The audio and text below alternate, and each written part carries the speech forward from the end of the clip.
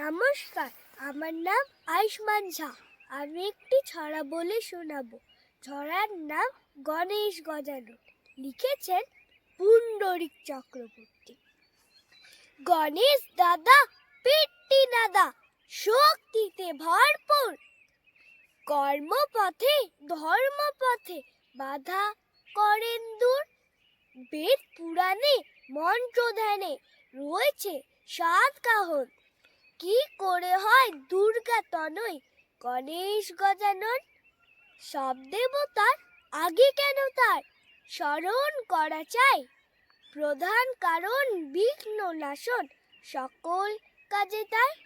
হস্তি আনন্দ মুশিক বাহন, লক্ষ্য সংহতি, কেউ ছোট নয় কেউ বড় নয়, বোঝান গণপতি। ধন্যবাদ।